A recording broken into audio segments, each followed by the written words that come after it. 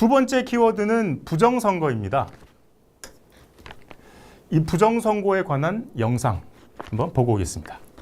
선거관리위원회를 비롯한 북한의 해킹 공격이 있었습니다.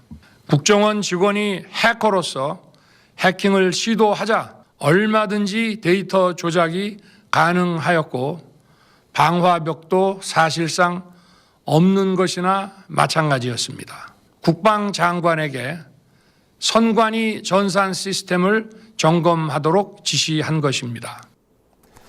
북한의 해킹 공격을 운운하며 윤석열 대통령 스스로가 본인이 당선된 선거 결과를 부정하는 어처구니 없는 발언을 하였습니다. 정말 다시는 안 보고 싶은 얼굴이 나와서 깜짝 놀라기도 했고 이런 망상에 잡혀 있다는 것 자체가 경악할 만한 일이네요. 그렇습니다. 다음 슬라이드 보겠습니다.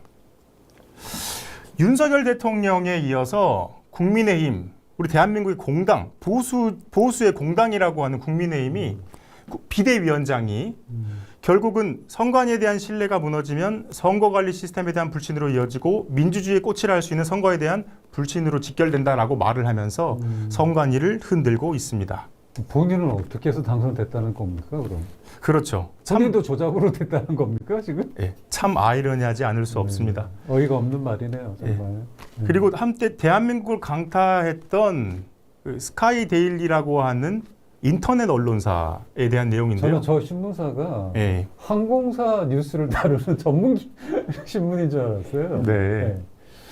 혹시 이에 관련된 내용으로 혹시 알고 계십니까? 설명을 좀 부탁드리겠습니다. 네. 예. 이 스카이 데일리라고 하는 곳에서 네. 그 대한민국 선거연수원에 중국인들이 99명이 계엄군이 미군과 함께 체포를 했다. 체포하고 보니 이 사람들이 중국인이었다. 윤석열이 이제 계엄 발표한 날, 예. 그날 이제 선관위를 급습했더니 예. 중국인이 99명 있었다. 이런 얘기였던 거죠. 그렇습니다. 예. 그런데 그 정보통이 한 미국의 정보통이라고 스카이 데일리는 밝혔는데요. 여기 보시는 이분이 캡틴 아메리카 예. 복장을 하신 분이네요. 예. 뭐 캡틴 코리아라고 부르기도 하더라고요. 근데 이분이 자칭 CIS 출신이라고 이야기를 하면서 말씀을 하셨는데 알고 보니 극우 유튜버였습니다. 가짜 정보원이었네요. 예, 이런 일이 있었고요. 네. 이 가짜뉴스 음모론이 선거에 대한 불신을 확대하고 선관위의 신뢰를 하락시키고 또 사회적 분열을 심화시키고 있는 것을 알 수 있습니다. 일단 선거의 참여도를 낮출 수도 있을 것 같고, 그렇습니다. 결과를 불신하게도 만들 수도 있는 것 같고, 그렇습니다. 선관위라는 공적 기관이 제대로 역할을 못하니 우리는 이 결과를 믿지 않아도 된다, 부정해도 된다, 네. 이런 분위기를 만들어내는 거네요. 예. 그걸 통해서 서로 또 싸우게 만들고 진영이 있다고 하면. 네.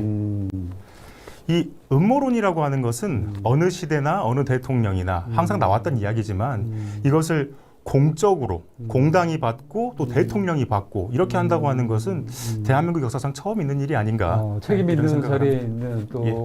어떻게 보면은 공신력을 부여받은 자들이 예. 이런 행동을 나서서 하는 것이 문제다. 이런 그렇습니다. 말씀이신 거네요. 예.